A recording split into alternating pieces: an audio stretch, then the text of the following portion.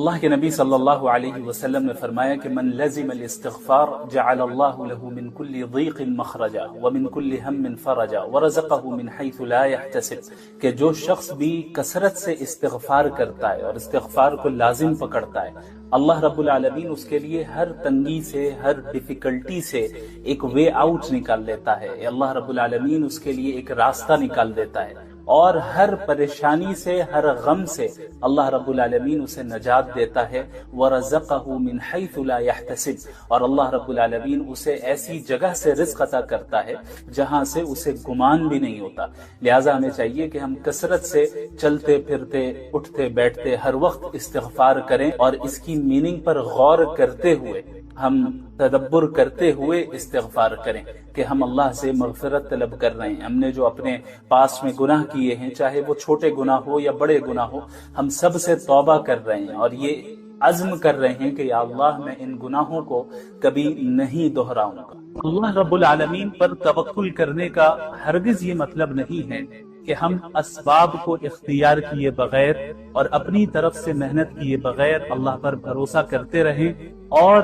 مصیبت کے ٹل جانے اور کام کے پورا ہو جانے کا انتظار کرتے رہے، بلکہ حقیقی توکل یہ ہے کہ ہم اپنی استطاعت کے بقدر مکمل کوشش کریں، محنت کریں، اسباب کو بھی اختیار کریں، اور پھر اس کے بعد مکمل طور پر اللہ رب العالمین پر اطمینان کے ساتھ بھروسہ رکھیں۔ اللہ رب العالمین نے قرآن کریم میں فرمایا وَمَن يَتَوَكَّلْ عَلَى اللَّهِ فَهُوَ حَسْبُهُ، کہ جو شخص بھی اللہ پر توکل رکھے گا اللہ اس کے لیے کافی ہے، یعنی اللہ اس کے لیے ہر چیز سے کافی ہے، اللہ اس کا حامی و ناصر ہے۔ آپ اندازہ کریں کہ اللہ رب العالمین آپ سے براہ راست کہہ رہا ہے کہ میں تمہارے لیے کافی، یہ کیا ہی بہترین راحت کا ذریعہ ہے اور اطمینان کا ذریعہ ہے۔ توکل کا یہ مطلب نہیں ہے کہ آپ کو کوئی تکلیف نہیں آئے گی، بلکہ توکل کا مطلب یہ ہے کہ جب آپ کو کوئی تکلیف پہنچے تو آپ یہ جانیں کہ اللہ آپ کے ساتھ ہے، اور آپ کے ساتھ ہر حال میں خیر کا معاملہ ہی ہوگا، چاہے راستہ کتنا ہی طویل کیوں نہ ہو جائے۔ لہذا افسوس نہ کریں، مایوس نہ ہوں، غم نہ کریں، بلکہ کام کریں، محنت کریں، اپنی استطاعت کے بقدر کوشش کریں اور دعا کریں، اور پھر کہیں حسبی اللہ، اللہ میرے لیے کافی ہے۔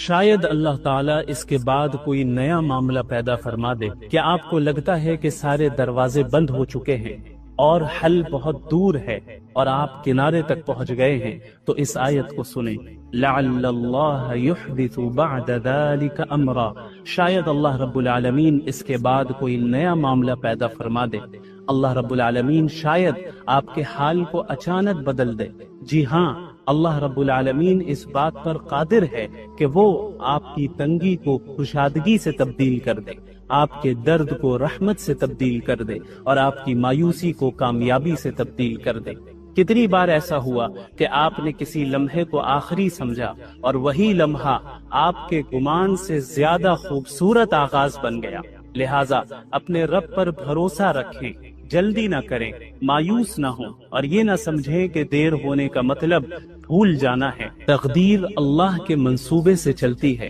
اور وہ آپ پر آپ سے زیادہ مہربان ہے۔ لہٰذا جب کبھی بھی دنیا تنگ ہو جائے، اپنے دل سے کہے لعل اللہ یحدث بعد ذلك امرا۔ وَإِذَا سَأَلَكَ عِبَادِي عَنِّي فَإِنِّي قَرِيبٌ، کہ اگر میرے بندے آپ سے میرے بارے میں پوچھیں تو آپ کہہ دیں کہ میں اپنے بندوں سے قریب ہوں، وہ جب بھی مجھے پکارتا ہے، کوئی بھی بندہ مجھے پکارتا ہے، میں فوراً اس سے جواب دیتا ہوں، لہٰذا وہ مجھے پکارتا رہے تاکہ وہ اور مجھ پر ایمان رکھتا رہے تاکہ وہ ہدایت پا سکے۔ یہ ایک دعا کی آیت آ گئی، پکارنے کی آیت آ گئی، پھر رمضان کی آیتیں شروع ہو گئی، پھر رمضان کے احکامات شروع ہو گئے۔ تو اس جگہ پہ مفسرین نے، جو کلاسیکل تفسیر کے اسکالرز ہیں، کلاسیکل اسکالرز ہیں، انہوں نے بیان کیا ہے کہ بھئی ایسی کیا وجہ ہے کہ ابھی تو رمضان کی بات چل رہی تھی، بیچ میں اچانک دعا کی بات آ گئی، اللہ کو پکارنے کی بات آ گئی، پھر رمضان کے احکامات شروع ہو گئے، مکمل رمضان کے احکامات ہی ہوتے، بیچ میں یہ آیت کیوں آئی؟ تو مفسرین نے یہاں نقطہ بیان کیا ہے کہ اللہ رب العالمین نے رمضان کے احکامات کے بیچ میں دعا کا ذکر کر کے یہ بتایا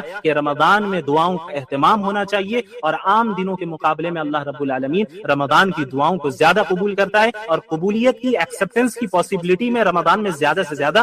اضافہ ہو جاتا ہے۔ اور اللہ نے فرمایا اجیب دعوت الداع، کوئی بھی بندہ مجھے پکارتا ہے میں جواب دیتا ہوں۔ یا یہ نہیں کہا کہ کوئی عالم پکارے،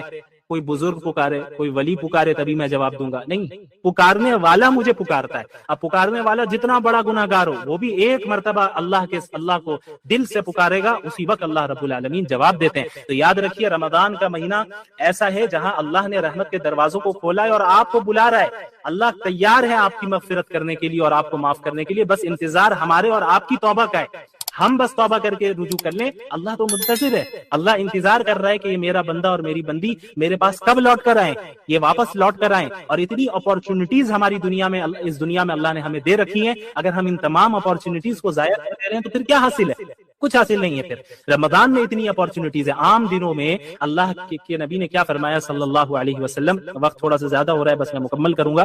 کہ عام دنوں میں رات کے آخری حصے میں اللہ رب العالمین بندوں کی طرف متوجہ ہوتا ہے اور کیا کہتا ہے؟ کوئی ہے پکارنے والا جو مجھے پکارے تو میں اسے دوں، کوئی ہے رزق مانگنے والا میں اسے رزق دوں، کوئی ہے مغفرت طلب کرنے والا میں اسے معاف کروں۔ یہ ہر رات ہوتا ہے، رمضان میں نہیں، ہر رات ہوتا ہے۔ اب آپ بتائیے پورے سال یہ اپارچونٹی ہمارے پاس ہوتی ہے، لیکن ہم میں کتنے ایسے ہیں جو اس اپارچونٹی کو اس کا صحیح فائدہ اٹھاتے ہیں؟ غور کرنے کی بات ہے۔ اور پھر رمضان کی اپارچونٹی الگ سے دے رکھی ہے اللہ نے، رمضان کے پورے مہینے، صحیح روایت ہے، کئی محدثین نے اس روایت کو صحیح قرار دیا ہے کہ رمضان کے ہر دن اور ہر رات اللہ رب العالمین ایک بڑی تعداد کو جہنم سے نجات دیتا ہے۔ تو ہمیں اللہ سے ہر وقت امید لگائے رکھنی ہے۔ افطار کے وقت بھی جو ہے دعا کا اہتمام کرنا ہے۔ عموماً عورتوں کا کیا مسئلہ ہوتا ہے کہ مجبور بھی ہو جاتی ہیں بیچاری کہ انہیں پکوڑے تلنے میں وہ مصروف ہے، اس وقت دعا کا اہتمام نہیں ہو رہا ہے۔ تو گھر والوں کو بھی سمجھنا چاہیے، مردوں کو بھی ان چیزوں کو میں کوپریٹ کرنا چاہیے کہ یہ مہینہ کھانے کے لیے نہیں ہے۔ ہاں جتنا آپ کر سکے اچھی بات ہے، لیکن ہر ایک کو عبادت کرنے کی توفیق دے، ایک دوسرے کا ہیلپ کرے۔ یہ نہیں کہ عورتیں غلام ہوتی ہیں، بیوی غلام ہوتی ہیں، باندیوں کی طرح کھٹتی رہے اور وہ کام کرتی رہے، آپ عبادت کرتے رہے ماشاءاللہ، یہ بھی نہیں۔ اور اسی طرح عورتوں کی بھی ذمہ داری ہے کہ یہ نہیں کہ شوہر خالی آپ کا ATM مشین ہے اور وہ جو ہے باہر سے بازار سے سامان لاتا رہے گا اور یہ کرتا رہے، آپ گھر میں جو ہے آرام سے رہنا چاہیے اور سامنے والا میرا شوہر جیسا بھی رہ رہا ہے کوئی فرق نہیں پڑتا، یہ بھی غلط ہے۔ تو یہ جو زندگی ہے ایک دوسرے کے ساتھ تعاون کر کے، ایک دوسرے سے محبت کر کے، ایک دوسرے کا خیال رکھ کے اور ایک دوسرے کے لیے قربانی دے کر آگے بڑھے گی۔ اور پھر اسی زندگی میں جب ہم ایک دوسرے کے لیے قربانی دیں گے، دنیاوی چیزوں میں بھی اور آخرت کی چیزوں میں بھی، فکر کریں گے کہ بھائی میری بیوی نے نماز پڑھی یا نہیں پڑھی، میرے شوہر نے نماز پڑھی یا نہیں پڑھی، میرے والدین نے نماز پڑھی یا نہیں پڑھی، میری اولاد کو موقع ملا کہ نہیں ملا نماز پڑھنے کا۔ ان تمام چیزوں کا جب ہم لحاظ رکھیں گے تو ہمارے گھر میں ایک مبارک اور بابرکت اسلامی معاشرہ اور ماحول قائم ہو جائے گا، اور اللہ رب العالمین سے امید ہے کہ ہم اللہ کے مقرب بندوں میں شامل ہو جائیں گے۔ لا يحب اللہ الجہر بالسوء من القول الا من ظلم۔ اللہ تعالیٰ نے اس میں یہ بیان فرمایا کہ اللہ تعالیٰ کسی کی برائی کرنے کو پسند نہیں کرتا، یعنی اللہ تعالیٰ غیبت کو پسند نہیں کرتا، اور کوئی کسی کی برائی بیان کرے اللہ تعالیٰ اس کو پسند نہیں کرتا، الا من ظلم، سوائے اس شخص کے جو مظلوم ہو۔ یعنی ایک مظلوم اگر اپنے ظلم کی داستان کسی کو سنا رہا ہے، یا مثلا جو ظالم اس پر ظلم کر رہا ہے اس ظالم کی شکایت وہ مظلوم کسی سے کر رہا ہے، تو یہ غیبت میں داخل نہیں ہے، بلکہ یہ مظلوم کا حق ہے کہ وہ حق کے لیے آواز اٹھائے، کہ اس پر جو ظلم ہو رہا ہے اور جو زیادتی ہو رہی ہے اس کے خلاف وہ آواز اٹھائے، اور اس آواز اٹھانے میں وہ اگر ظالم کی برائی بیان کر رہا ہے اور اس نے جو ظلم و زیادتی اس پر ڈھائی ہے اس کو بیان کر رہا ہے، تو یہ چیز غیبت میں ہرگز داخل نہیں ہے، یہ اس کا حق ہے۔ اس کے بعد یہود کے دعوے کی تردید کی جاتی ہے۔ یہودیوں کا دعویٰ تھا کہ انہوں نے حضرت عیسیٰ علیہ السلام کو قتل کر دیا، سولی پر چڑھا دیا، تو اللہ تعالیٰ نے اس کی تردید کی اور فرمایا کہ وما قتلوہ وما صلبوہ ولکن شبہ لہم، کہ ان لوگوں نے، ان یہودیوں نے نہ ہی حضرت عیسیٰ کو قتل کیا اور نہ ہی انہیں سولی پر چڑھایا، بلکہ اللہ تعالیٰ نے انہیں آسمان میں حفظ و امان کے ساتھ اٹھا لیا۔ بر رفعہ اللہ الیہ، اللہ تعالیٰ نے زندہ ہی حضرت عیسیٰ کو آسمان میں اٹھایا۔ جیسا کہ میں نے کہا تھا کہ اہل السنت والجماعت کا یہ عقیدہ ہے کہ حضرت عیسیٰ علیہ السلام اس وقت بھی آسمان پر موجود ہیں، یعنی زندہ موجود ہے، جس طرح ہم اور آپ زندہ ہے، اور قیامت کے قریب زمانے میں ان کا نزول ہوگا اور وہ دجال کا مقابلہ کریں گے۔ لیکن یہودیوں کو یہ شبہ ہو گیا کہ بھئی انہوں نے انہیں قتل کر دیا، قتل سولی پر چڑھایا انہوں نے کسی اور کو، وہ حضرت عیسیٰ نہیں تھے، لیکن وہ سمجھ بیٹھے کہ یہی حضرت عیسیٰ ہے۔ بہرحال اس کے بعد پھر کرسچنز کے عقیدہ تثلیث کی بھی تردید اللہ تعالیٰ نے کی، یعنی جو ٹرینٹی کا عقیدہ ہے، ٹرینٹی کا نظریہ ہے، کہ ان میں سے بعض فرقوں کا یہ کہنا ہے کہ العیاذ باللہ اللہ تعالیٰ کے 3 اجزاء ہیں، ایک جز فادر کا ہے، ایک جز ہولی اسپرٹ کا ہے، اور دوسرا جز حضرت عیسیٰ کا ہے، اور ان تینوں کے مجموعے کا نام گاڈ ہے، خدا ہے، علیہ باللہ۔ تو اللہ تعالیٰ نے منع کیا اور اس کی تردید کی، وَلَا تَقُولُوا ثَلَاثَةً، ٹرینٹی کے عقیدے کے قائل نہ ہو، عقیدہ تثلیث کے قائل نہ ہو، اللہ صرف ایک ہے، اور اللہ کی ذات اس چیز سے پاک ہے کہ وہ کسی کو بیٹا بنائے یا اپنا شریک بنائے۔ بہرحال اس میں حضرت عیسیٰ علیہ السلام کے متعلق ہی پھر اس صورت میں ذکر ہوتا ہے۔ پھر اس کے بعد کلالہ کی میراث کا حکم ہے۔ کلالہ ایسے شخص کو کہتے ہیں جس کی کوئی نہ اولاد بھی نہ ہو اور والدین بھی نہ ہو، تو اب اس کی وراثت کا کیا کیا جائے گا، اس کی تفصیلات بتائی جا رہی ہے کہ ایک بہن ہو تو اسے نصف دیا جائے گا، یعنی جو کچھ بھی وہ چھوڑ کر گیا ہے، اور اس کے علاوہ دو یا دو سے زیادہ بہنیں ہوں تو پھر 2/3 حصہ ملے گا، 2/3 ملے گا، اور بھائی ہو تو پھر بھائی کو وراثت مل جائے گی، بھائی بہن دونوں ہو تو مذکر مؤنث کا جو یہ قاعدہ ہے کہ بھائی کو، بیٹے کو یعنی لڑکے کو دگنا ملے گا لڑکی کے مقابلے میں، کیونکہ فائنینشیل جو ذمہ داری ہے وہ اللہ تعالیٰ نے لڑکوں پر دی ہے، عورتوں پر نہیں دی ہے، تو اس لیے مردوں کو دگنا دیا جاتا ہے، لڑکے کو دگنا دیا جاتا ہے، اور اس کے مقابلے میں آدھا اس کو عورت کو دیا جاتا ہے، کیونکہ مرد کو اپنے اوپر بھی خرچ کرنا ہے، اور ماں باپ ہے تو ان پر بھی خرچ کرنا ہے، اولاد ہے تو ان پر بھی خرچ کرنا ہے، بیوی ہے تو اس پر بھی خرچ کرنا ہے، تو کیا ہے کہ اب اس کے اوپر بوجھ ہے فائنینشیل، تو اس لیے اس کو ہلکا کرنے کے لیے اللہ تعالیٰ نے مردوں کو زیادہ وراثت دی، اور چونکہ عورتوں کے ساتھ ایسا کوئی مسئلہ نہیں ہے، اس کو کسی اور پر خرچ کرنے کی ضرورت نہیں ہے، یعنی ذمہ داری اس پر نہیں ہے، وہ اپنے اوپر ہی صرف خرچ کرنا چاہے کر سکتی ہے، رکھنا چاہے رکھ سکتی ہے، کسی کو دینا چاہے دے سکتی ہے، اس کے اوپر ذمہ داری نہیں ہے کہ وہ دوسروں کی مالی ضروریات کو پورا کرے اپنے رشتہ داروں میں سے، یعنی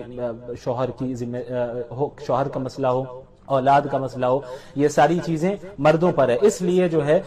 مرد کو زیادہ دیا جاتا ہے، یہ بات ذہن میں رہے۔ تو اب سورۃ المائدہ کی ابتدا ہوتی ہے۔ سورۃ المائدہ، مائدہ کہتے ہیں عربی زبان میں دسترخوان کو، کیونکہ اس سورت میں اس بات کا ذکر ہے کہ حضرت عیسیٰ علیہ السلام نے اللہ تعالیٰ سے دعا کی تھی کہ یا اللہ آسمان سے آپ دسترخوان کا نزول فرمائیے، تو اللہ تعالیٰ نے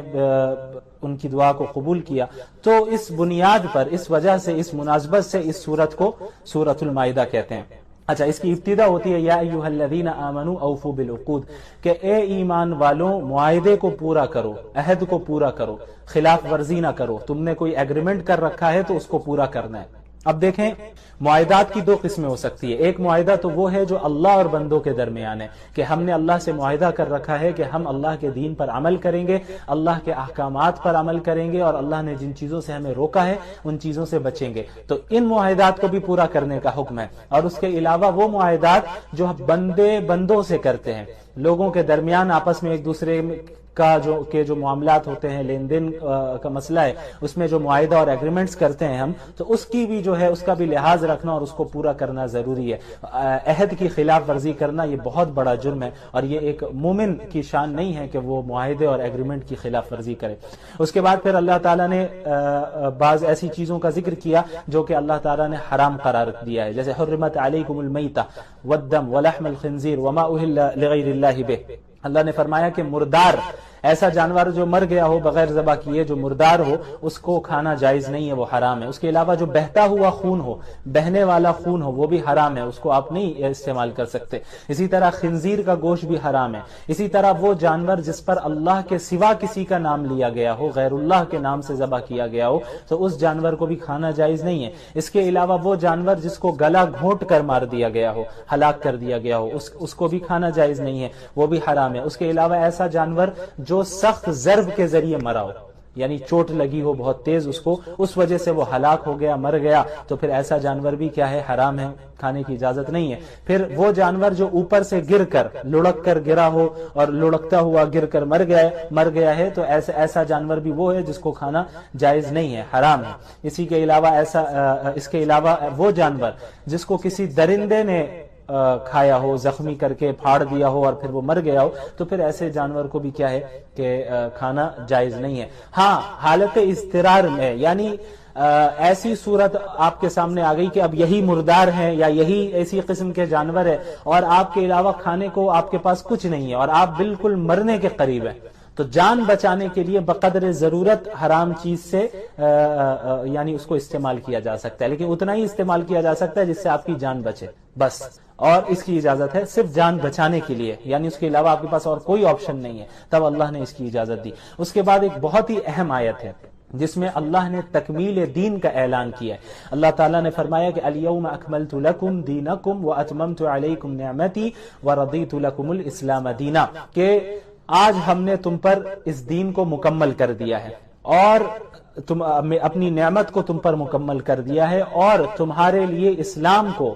ایز اے ریلیجن میں نے پسند کر لیا ہے، ایز اے دین ہم نے سلیکٹ کر لیا ہے۔ یعنی اس آیت کا جو نزول ہوا آپ کو معلوم ہونا چاہیے، یہ عرفات، میدان عرفات میں اس آیت کا نزول ہوا، اور احکام کے اعتبار سے سمجھیں کہ آپ یہ آخری آیت ہے، اس کے بعد کوئی نیا حکم نازل نہیں ہوا اور کوئی چیز منسوخ نہیں ہوئی۔ اس میں یہ اللہ تعالیٰ نے بتایا کہ آج کے دین آپ پر مکمل ہو گیا ہے، مسلمانوں آپ سب پر مکمل ہو گیا۔ تو اس کا مطلب یہ ہوا کہ اب اس دین میں حذف و اضافے کی گنجائش نہیں ہے، اس دین سے کسی چیز کو اب نکالا نہیں جا سکتا اور کسی باہر کی چیز کو اس دین میں ایڈ نہیں کیا جا سکتا۔ یعنی جس طرح رسول اللہ صلی اللہ علیہ وسلم پر یہ دین مکمل ہو گیا، صحابہ کے زمانے میں یہ دین مکمل ہو گیا، اسی کو فالو کرنا ہوگا۔ اس میں کسی حکم کو ہم ایڈ بھی نہیں کر سکتے اور کسی حکم کو ہم ختم بھی نہیں کر سکتے۔ ختم کرنا تو دور کی بات ہے، وہ تو کوئی سوال ہی نہیں ہے۔ اس کے علاوہ بدعات سے بھی بچنے کی جو ہے ہمیں اس سے ہمیں پتہ چل جاتا ہے کہ جب اللہ نے دین کو مکمل کر لیا تو بعد میں الگ سے ہم کوئی چیز بنا کر اسے دین کا حصہ بتائے، یہ بات غلط ہے، کیونکہ جب اللہ نے دین کو مکمل کر دیا تو اب کسی چیز کو ایڈ کرنے کی اس میں ضرورت نہیں ہے۔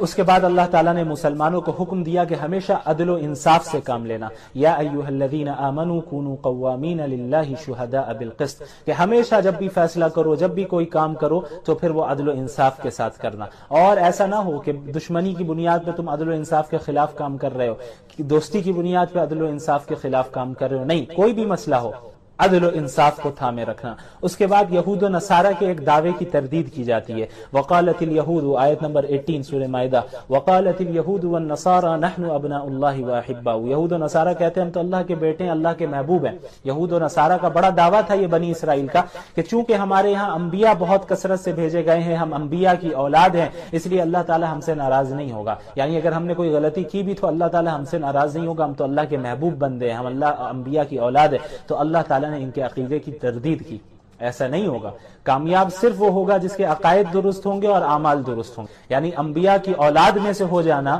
یہ کافی نہیں ہے، بلکہ ایمان اور اعمال صالحہ کا ہونا ضروری ہے، عقائد کا درست ہونا اور اعمال کا درست ہونا یہ بہت ضروری ہے، اس کے علاوہ نجات ممکن نہیں ہے۔ اس کے بعد آیت نمبر 27 میں آئیے، وَاتْلُ عَلَيْهِمْ نَبَأَ ابْنَيْ آدَمَ بِالْحَقِّ، اس میں حضرت آدم علیہ السلام کے دو بیٹوں کا ذکر ہے، حابیل اور قابیل کا۔ حضرت آدم علیہ السلام کی جب اولاد پیدا ہوتی حضرت حوا سے تو وہ جڑواں اولاد پیدا ہوا کرتی تھی، یعنی ایک بیٹا اور ایک بیٹی ایک ساتھ پیدا ہوتے، تو یہ جو ایک ساتھ پیدا ہو رہے ہیں ان کا آپس میں نکاح کرنا جائز نہیں تھا، یہ حقیقی بھائی بہن سمجھے جاتے تھے حضرت آدم کی شریعت کے اعتبار سے۔ اور پھر اگلی بار جب حمل سے دوسری اولاد پیدا ہوتی اور ایک بیٹا اور ایک اور بیٹی ساتھ میں ایک ساتھ پیدا ہوتی تو پہلی اولاد کا اس اولاد کے ساتھ نکاح کرنا جائز تھا، یعنی جو دو ایک ساتھ پیدا ہو رہے ہیں لڑکا اور لڑکی وہ ان آپس میں نکاح نہیں کر سکتے تھے، اب جو بعد میں پیدا ہو رہے ہیں ان کے ساتھ ان کا نکاح ہوتا تھا حضرت آدم کی شریعت میں۔ تو جو یہ قابیل تھا، قابیل کے ساتھ جو لڑکی پیدا ہوئی تھی وہ زیادہ خوبصورت تھی، قابیل کے ساتھ جو لڑکی پیدا ہوئی تھی وہ زیادہ خوبصورت تھی، لیکن اصول کے اعتبار سے قابیل اس لڑکی سے نکاح نہیں کر سکتا تھا کیونکہ وہ ساتھ میں پیدا ہوئے ہیں اور وہ حقیقی بھائی بہن ہوئے۔ اب جو حابیل ہیں اور ان کے ساتھ جو لڑکی پیدا ہوئی اس لڑکی سے قابیل کا نکاح ہوتا اور قابیل کے ساتھ جو لڑکی پیدا ہوئی اس کا نکاح حابیل سے ہوتا، لیکن قابیل کو یہ بات پسند نہیں آئی کہ حابیل کا نکاح اس سے کیسے ہوگا، مجھے یہ لڑکی پسند ہے، مجھے اس سے نکاح کرنا ہے، تو معاملہ بہت زیادہ حد سے آگے بڑھا، پھر آخر میں کیا ہوا کہ قابیل نے حابیل کو قتل کر دیا، اور یہ جو ہے اس روئے زمین کا سب سے پہلا قتل تھا۔ یہ مختصراً میں نے ذکر کیا۔ اس کے بعد پھر چند سزاؤں کا ذکر ہے کہ جو جرائم بعض لوگ کرتے ہیں ان کی سزا کیا ہو۔ اسی طرح چوری کی سزا، والسارق والسارقة فاقطعوا أيديهما، آیت نمبر 38، والسارق والسارقة فاقطعوا أيديهما جزاء بما كسبا نكالا من اللہ، کہ جو چور ہو چاہے مرد ہو یا عورت اس کے ہاتھ کو کاٹا جائے گا۔ اب بظاہر اس پر اعتراض کیا جاتا ہے کہ بھئی یہ تو اتنا سخت قانون ہے۔ اچھا یہ بھی یاد رہے کہ ایک اسپیسیفک اماؤنٹ ہے، اس اماؤنٹ کے برابر یا اس سے زیادہ اگر چوری کر رہا ہے تبھی یہ سزا نافذ ہوگی، اس سے کم میں نہیں۔ اس کے علاوہ چوری بھی ایسی ہو کہ آپ نے کسی محفوظ جگہ سے چوری کیا ہو، یعنی چلتے پھرتے راستے سے ہاتھ سے کوئی چیز چھین کر لے جائے تو یہ سرقہ میں داخل نہیں ہے، بلکہ کوئی چیز آپ نے محفوظ جگہ پہ رکھا ہے، اس چیز کو رکھا ہے اور پھر چور آئے اور پلاننگ کے ساتھ وہاں سے نکال کر لے کر چلا جائے تو یہ چوری ہے، اور اس پر جو ہے حد نافذ ہوگی ہاتھ کٹنے کی۔ تو بعض لوگ اعتراض کرتے ہیں کہ بھائی اتنی سخت سزا کیوں، یہ انسانی حقوق کے خلاف ہے۔ تو یہ وہ ایسے لوگ ہیں جو اپنے ملک میں ہی جرائم کو روک نہیں پاتے ہیں، ایسی حکومتیں بڑی بڑی حکومتیں ہیں جو اپنے کنٹریز میں جرائم کو روک نہیں پاتی ہیں، وہ کیونکہ ان کے یہاں اتنی آزادی دی گئی کہ وہ جرائم کا جو ریشیو ہے وہ بڑھتا ہی چلا جا رہا ہے۔ اسلام نے ان لاز کو یقیناً سخت رکھا ہے، اور سخت رکھنے کی وجہ ہی یہ ہے کہ جرائم پر قابو پایا جائے، یعنی اگر سزا سخت نہیں ہوگی تو کیسے جرائم پر آپ قابو پائیں گے۔ اب مثلا یہ ہاتھ کاٹنے کا مسئلہ ہے، تو ایسا نہیں ہوگا اگر آپ اسلامی حکومت کو دیکھیں، کہیں اسلامی حکومت قائم ہو جائے اور وہاں پہ یہ ہاتھ کاٹنے کا بھی جو ہے یہ سزا بھی نافذ ہو جائے، تو ایسا نہیں ہوگا کہ آپ دیکھیں گے کہ ہر گھر میں کسی کا ہاتھ کٹا ہوا ہی ہے، ایسا نہیں ہوتا، بلکہ ہاتھ کٹتا ہے کسی ایک دو چور کا ہی اور پورا ملک باز آ جاتا ہے۔ مقصد یہی ہے کہ سزا ایک دو پر نافذ ہوگی، لیکن سزا اتنی سخت ہو کہ جو چور ہے وہ چوری کرنے کا ارادہ ہی چھوڑ دے، یہی اصل مقصد ہے سزاؤں کا۔ بہرحال اس کے بعد پھر یہود و نصارہ سے دلی دوستی کی ممانعت کی گئی کہ یا ایھا الذین آمنوا لا تتخذوا اليہود والنصارى اولیاء، کہ اے ایمان والو یہود و نصارہ کے ساتھ دلی دوستی نہ کرو، جیسا کہ پہلے بھی گزرا، میں نے اس کی تفصیل بتائی کہ ظاہری جو رکھ رکھاؤ کے لیے تعلق ہونا چاہیے وہ رکھ سکتے ہیں، اور ان کے ساتھ حسن سلوک کے ساتھ ہی پیش آنا ہے، اگر وہ ایسے ہیں جو اسلام کے خلاف سازش نہیں کر رہے ہیں۔ عام جو نان مسلمز ہیں ان کے ساتھ اچھی طرح پیش آنا ہے، ان کی مدد بھی کرنی ہے، انہیں دین کی دعوت بھی دینی ہے، سب اپنی جگہ پر، لیکن غیر مسلموں کے ساتھ جو دلی تعلق ہوتا ہے، جو دلی دوستی ہوتی ہے، یہ رکھنا جائز نہیں ہے۔ اس کے بعد مرتدین کا ذکر ہے۔ مرتد کسے کہتے ہیں؟ جو اپنے دین سے پھر جائے، یعنی اسلام لے آیا، ایمان لے آیا، بعد میں وہ پھر ایمان سے پھر گیا، اسلام سے پھر گیا اور کسی دوسرے مذہب کو اختیار کر لیا اس نے، یا ایتھزم کو اختیار کر لیا، تو ایسے شخص کو مرتد کہتے ہیں۔ ان کے متعلق اللہ تعالیٰ نے صراحتاً فرما دیا یا ایھا الذین آمنوا من یرتد منکم عن دینہ فسوف یأتی اللہ بقوم یحبهم ویحبون اذلۃ علی المؤمنین عزۃ علی الکافرین، کہ اے ایمان والو تم میں سے کوئی بھی اپنے دین کو چھوڑ کر اگر پھر جائے گا تو اللہ تعالیٰ ان کے بدلے میں ایک ایسی قوم کو کھڑا کر دے گا جو اللہ سے محبت کرے گی اور اللہ بھی ان سے محبت کریں گے۔ کیا مطلب کہ اگر تم میں سے کوئی دین کو چھوڑ کر چلا جا رہا ہے تو پھر اس سے آپ اسلام کو کوئی نقصان نہیں پہنچا رہے،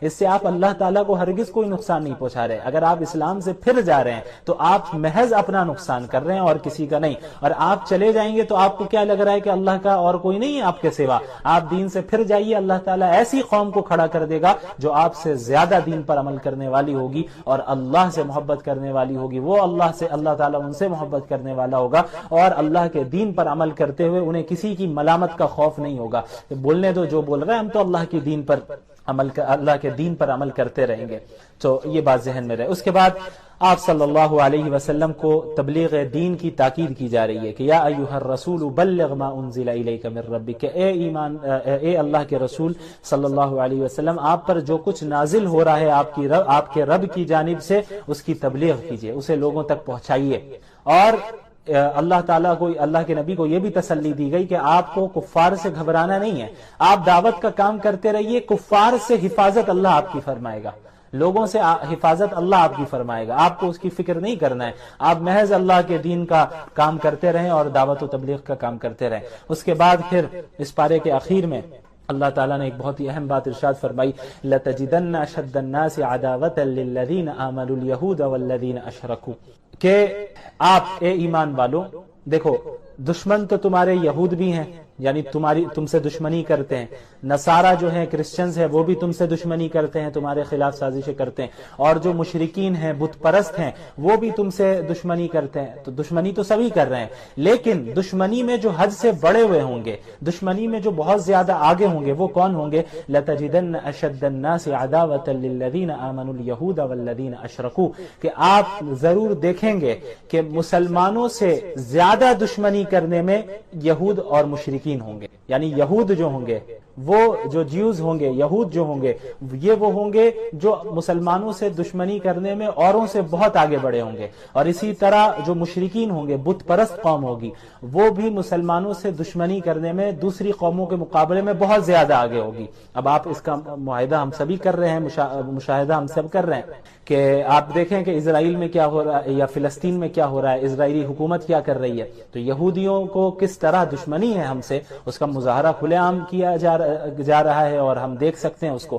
اس کے علاوہ آپ اپنے ملک میں لے لیجئے، بھارت میں، کہ کس طرح مشرکین مسلمانوں سے دشمنی کر رہے ہیں۔ یہ ایسا معلوم ہوتا ہے کہ بس یہود اور مشرکین یہی ہیں جو مسلمانوں کو بھی پریشان کر رہے ہیں اور سب سے زیادہ ان سے دشمنی کر رہے ہیں۔ اللہ نے پہلے ہی فرما دیا کہ دشمنی کرنے والے تو بہت ہیں، لیکن جو دشمنی کرنے میں سب سے آگے ہوں گے وہ یہی دو ہوں گے، یہود ہوں گے اور مشرکین ہوں گے۔ اور جہاں تک نصارہ کا تعلق ہے، جہاں تک کرسچنز کا تعلق ہے، تو دشمنی تو وہ بھی کرتے ہیں ہم سے، لیکن یہود اور مشرکین کے مقابلے میں تھوڑے نرم دل ہوں گے۔ تو کرسچنز عموماً مسلمانوں کے معاملے میں بھی تھوڑے نرم دل ہوتے ہیں as compare to Jews and مشرکین۔ اگر آپ کمپیئر کریں گے یہود اور مشرکین کی دشمنی کو عیسائیوں کی دشمنی سے، تو عیسائی مسلمانوں کے لیے تھوڑے نرم دل معلوم ہوں گے، اور اللہ نے یہی فرمایا وَلَتَجِدَنَّ أَقْرَبَهُمْ مَوَدَّةً لِلَّذِينَ آمَنُوا الَّذِينَ قَالُوا إِنَّا نَصَارَى، کہ دشمنی میں آگے بڑھے ہوئے تو یہود اور مشرکین ہوں گے، اور جو مسلمانوں سے تھوڑی قربت رکھیں گے اور ان کے لیے جو تھوڑا نرم دل رکھیں گے وہ نصارہ ہوں گے، یعنی کرسچنز ہوں گے۔ تو ظاہر ہے اللہ تعالیٰ یہ دشمنی کیوں کرتے ہیں یہود و نصارہ؟ اللہ تعالیٰ نے پہلے ہی بتا دیا وَلَن تَرْضَ عَنْكَ الْيَهُودُ وَلَا النَّصَارَى حَتَّى تَتَّبِعَ مِلَّتَهُمْ، کہ یہود و نصارہ آپ سے ہرگز اس وقت تک راضی نہیں ہونے والے ہیں جب تک کہ آپ ان کے دین کو فالو کرنے نہ لگ جائیں، یعنی جب آپ ان کے دین کو فالو کرنے لگیں گے تبھی آپ سے راضی ہوں گے وہ، یعنی جب تک آپ اسلام سے نہیں پھر جائے اور ان کے دین کو اور ان کے نظریات کے حامل نہ بن جائے تب تک یہ یہود و نصارہ آپ سے 100% خوش ہو ہی نہیں سکتے۔ رمضان مبارک کا جو مہینہ ہے، اس کی جو برکتیں ہیں اور اس کی جو فضیلتیں ہیں، ان سے ہر ایک مسلمان واقف ہیں۔ آپ صلی اللہ علیہ وسلم کی احادیث میں اور اس سے پہلے خود قرآن کریم میں اس مبارک مہینے کی فضیلتوں کو بیان کیا گیا ہے۔ جہاں اس مبارک مہینے کی مختلف فضیلتیں ہیں، انہی میں سے ایک خاص فضیلت اس مہینے کو جو حاصل ہے وہ یہ ہے کہ قرآن کریم کے نزول کی ابتدا اسی مہینے میں ہوئی۔ اسی لیے قرآن کریم میں اللہ رب العالمین نے سورۃ البقرہ میں فرمایا کہ رمضان کا مہینہ ہے جس میں قرآن کریم کو نازل کیا گیا، جو کہ تمام انسانیت کے لیے ہدایت نامہ ہے۔ تو ہمیں اس آیت سے معلوم چلا کہ رمضان کے مہینے کا قرآن کریم سے اور قرآن کریم کا رمضان کے مہینے سے ایک گہرا تعلق ہے، ایک گہری نسبت ہے۔ اس نسبت کو سمجھنے کے لیے ہمیں قرآن کریم کے نزول کے مقصد کو سمجھنا ہوگا کہ آخر قرآن کریم کے نزول کی ضرورت ہی کیا تھی، اور اللہ رب العالمین نے اپنے آخری نبی محمد الرسول اللہ صلی اللہ علیہ وسلم پر اس مبارک کلام کو کیوں نازل کیا۔ اس کا جواب بھی قرآن کریم میں ہی موجود ہے۔ اللہ رب العالمین نے فرمایا کتاب انزلناہ الیک مبارک لیدبروا آیاتہ ولیتذکر اولو الالباب، کہ یہ وہ مبارک کتاب ہے جسے ہم نے نازل کیا تاکہ لوگ اس مبارک کتاب میں تدبر کر سکیں، غور و فکر کر سکیں، اور عقل والے اس سے نصیحت حاصل کر سکیں۔ ان ھذا القرآن یہدی للتی ہی اقوم، یقیناً یہ قرآن کریم ایک ایسی کتاب ہے جو بالکل سیدھے راستے کی طرف رہنمائی کرتی ہے اور ہدایت دیتی ہے۔ لہٰذا ہمیں معلوم چلا کہ قرآن کریم کے نزول کا مقصد تمام انسانیت تک ہدایت پہنچانا ہے، اور تمام انسانیت کے لیے ایک ایسا راستہ واضح کرنا ہے جس راستے کو اختیار کر کے ایک بندہ ہمیشہ ہمیش کی جنت میں داخل ہو سکے اور جہنم کے عذاب سے اپنے آپ کو بچا سکے۔ یاد رکھیں کہ اللہ کے نبی صلی اللہ علیہ وسلم تلاوت کلام اللہ اور قرآن کریم کو پڑھنا، اس کا دور کرنا، اسے سمجھنا، اس کی تعلیم دینا تو پورے سال آپ صلی اللہ علیہ وسلم کا یہ معمول تھا، لیکن رمضان المبارک میں مزید اہتمام کے ساتھ آپ صلی اللہ علیہ وسلم اس عمل کو انجام دیتے، یہاں تک کہ حضرت جبریل علیہ السلام ہر سال رمضان کے مہینے میں آپ صلی اللہ علیہ وسلم کے پاس تشریف لاتے اور قرآن کا دور ہوتا، اور آپ صلی اللہ علیہ وسلم کی زندگی کا جو آخری رمضان تھا اس میں حضرت جبریل علیہ السلام کے ساتھ اللہ کے نبی صلی اللہ علیہ وسلم نے 2 مرتبہ قرآن کریم کا دور کیا۔ تو قرآن کریم کا نزول اسے پڑھنے سمجھنے اور اس سے ہدایت حاصل کرنے کے لیے ہوا ہے، اور کسی بھی کتاب سے فائدہ اسی وقت ہم حاصل کر سکتے ہیں، خصوصاً قرآن کریم سے ہدایت ہم اسی وقت حاصل کر سکتے ہیں کہ جب ہم قرآن کریم کو سمجھیں، قرآن کریم کو پڑھیں سمجھیں، صرف تلاوت تک ہی ہم اکتفا نہ کریں۔ اسی لیے اللہ تعالیٰ نے انبیاء علیہ الصلوۃ والسلام خصوصاً محمد الرسول اللہ صلی اللہ علیہ وسلم کے متعلق سورۃ الفرقان میں یہ بات بھی اللہ رب العالمین نے بیان فرمائی کہ وقال الرسول یا رب ان قوم اتخذوا هذا القرآن مہجورا۔ اللہ کے نبی صلی اللہ علیہ وسلم قیامت کے دن شکایت کریں گے اللہ رب العالمین سے کہ یا اللہ اے میرے رب، میری قوم نے قرآن کریم کو چھوڑ دیا۔ ظاہر ہے کہ کوئی بھی مسلمان یہ نہیں چاہے گا کہ اللہ کے نبی صلی اللہ علیہ وسلم اس کے متعلق اللہ رب العالمین سے شکایت کرے، لہٰذا ہر مسلمان پر لازم ہے کہ قرآن کریم کے جو حقوق ہیں ان حقوق کی ادائیگی کرے۔ وہ حقوق کیا ہیں؟ مختصراً میں بیان کر دوں کہ علماء کرام نے قرآن کریم کے تقریباً 6 حقوق بیان کیے ہیں۔ سب سے پہلا حق تو یہ ہے کہ پورے قرآن کریم پر ایمان لانا کہ اللہ رب العالمین نے اس کلام کو نازل کیا ہے، اس کے الفاظ بھی اللہ کے ہیں، اس کے معنی بھی اللہ کے ہیں، اور اس میں کسی بشر کے کلام کا کوئی دخل نہیں، کسی مخلوق کے کلام کا کوئی دخل نہیں۔ سورۃ الفاتحہ سے لے کے سورۃ الناس تک ایک ایک آیت بلکہ ایک ایک حرف اللہ رب العالمین کی جانب سے نازل کردہ ہے، اور اس کی اتباع کرنا قیامت تک کے لوگوں کے لیے واجب ہے، ضروری ہے، اور اس سے انحراف اختیار کر کے کوئی بھی شخص کامیابی حاصل نہیں کر سکتا۔ قرآن کریم کا دوسرا حق ہے اس کی تعظیم کرنا، کہ چونکہ یہ ایک مقدس کتاب ہے، یہ اللہ کا کلام ہے، یہ کسی عام انسان کا کلام نہیں ہے، کسی مخلوق کا کلام نہیں ہے، یہ اللہ رب العالمین کے ڈیوائن ورڈز ہیں، یہ اللہ رب العالمین کے الفاظ ہیں، اس کے معنی ہیں، اور اس کی طرف سے نازل کردہ کلام ہے، لہٰذا اس کلام کی اس طرح تعظیم کی جائے جس طرح تعظیم کرنا رسول اللہ صلی اللہ علیہ وسلم نے ہمیں سکھایا ہے۔ اسی طرح قرآن کریم کا جو تیسرا حق ہے وہ قرآن کریم کی تلاوت کرنا ہے،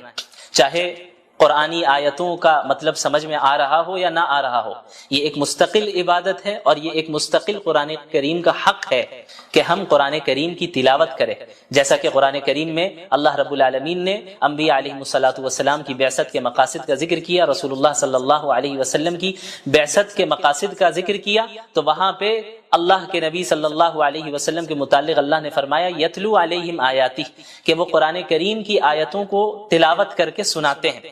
اس کی تعلیم بھی دیتے ہیں اور اس کی تلاوت بھی کرتے ہیں۔ تو تعلیم کو الگ ذکر کیا گیا اور تلاوت کو الگ سے ذکر کیا گیا، جس سے معلوم چلتا ہے کہ قرآن کریم کی تلاوت کرنا چاہے وہ سمجھ میں آئے یا نہ آئے، یہ ایک مستقل عبادت اور یہ قرآن کریم کا ایک مستقل حق ہے۔ اسی طریقے سے قرآن کریم کا جو چوتھا حق ہے اور بہت اہم حق ہے وہ ہے قرآن کریم کو سمجھنا،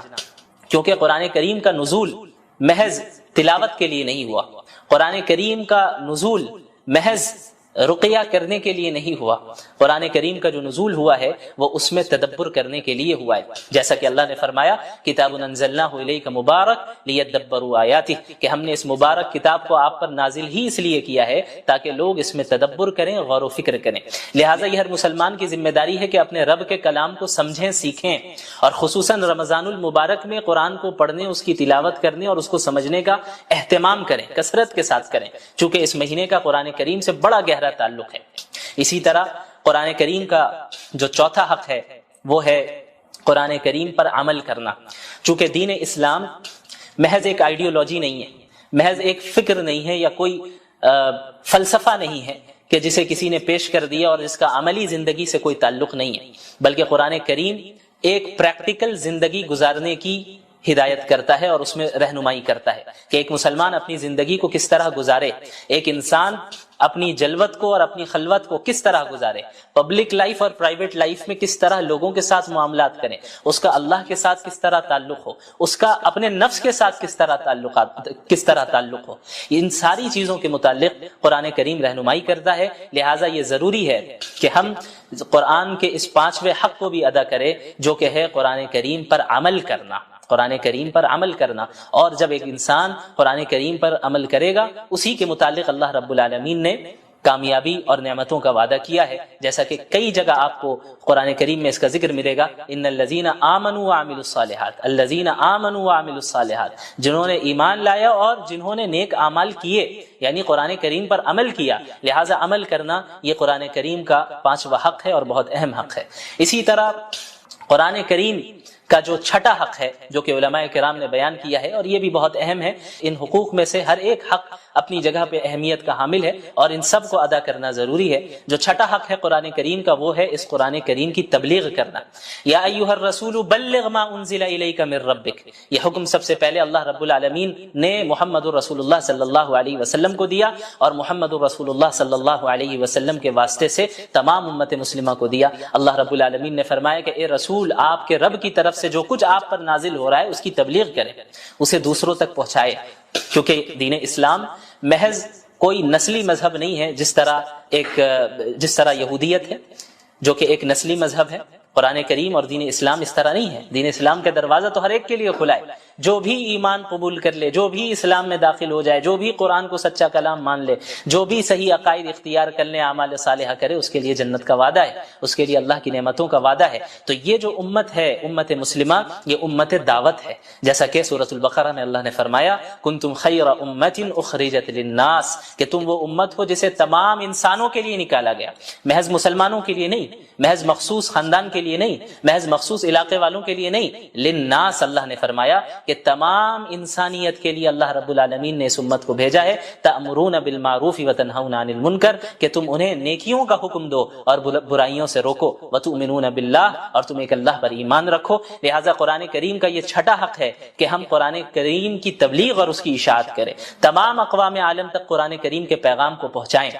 اور اس فریضے کو ادا کریں جو فریضہ اللہ کے نبی صلی اللہ علیہ وسلم کو اللہ تعالیٰ نے دیا، اور اللہ تعالیٰ کے نبی صلی اللہ علیہ وسلم نے خصوصاً حجۃ الوداع کے موقع پہ امت مسلمہ کو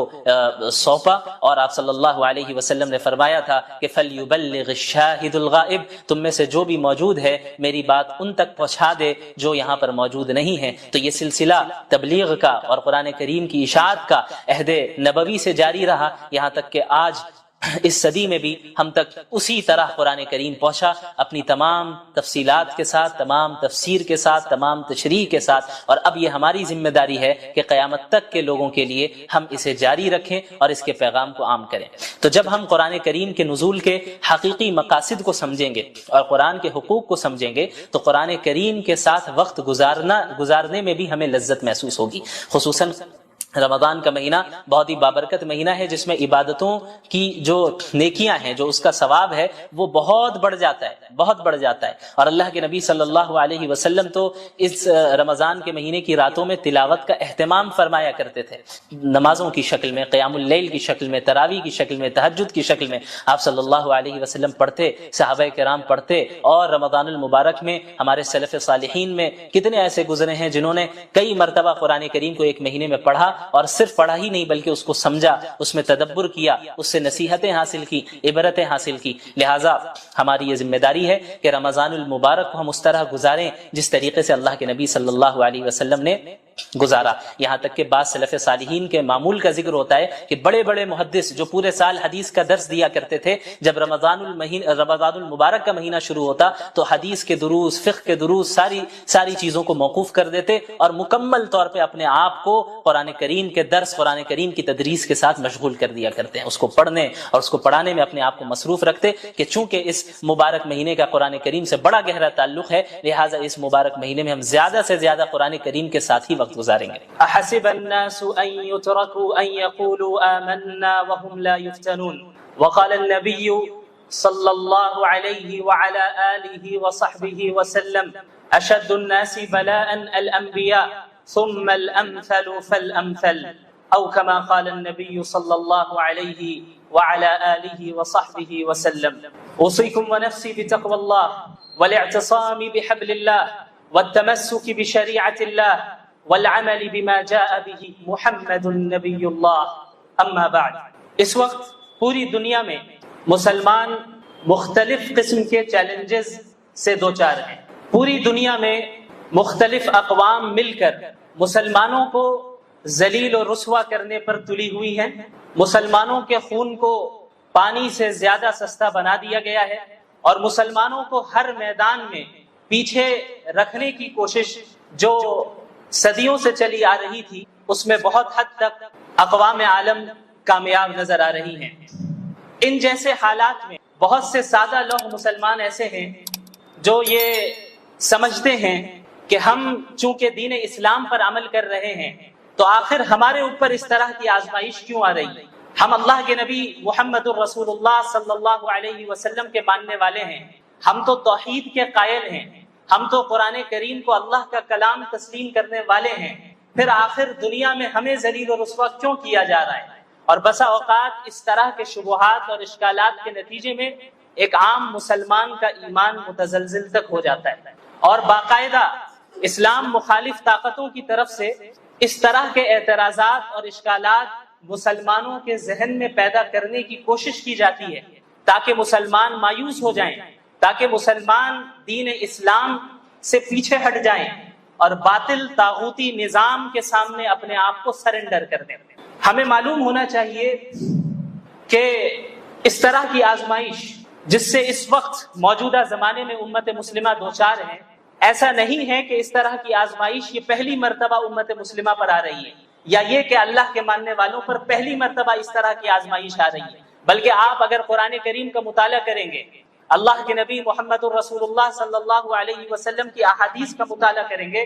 تو آپ کو معلوم ہوگا کہ پچھلی قوموں کے اوپر بھی اس طرح کی آزمائشیں آئیں جو اللہ کے ماننے والی قوم تھی، ایسی قوم جو انبیاء کی اطاعت کرنے والی تھی، انہیں بھی مصائب سے، مشکلات سے دوچار کیا۔